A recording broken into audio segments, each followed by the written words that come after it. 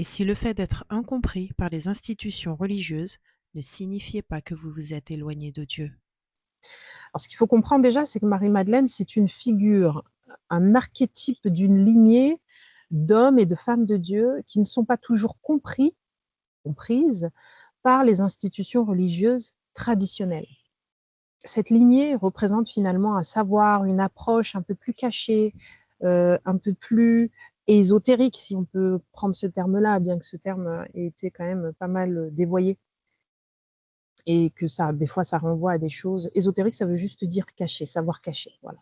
Moi, je l'utilise du moins dans ce sens-là.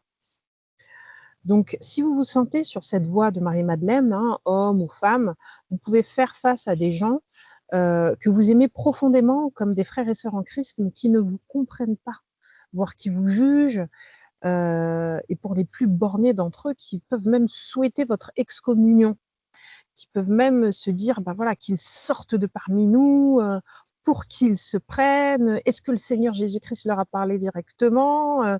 Ils disent des choses, on ne le comprend pas. Voilà, ça c'est vraiment la voix de Marie-Madeleine.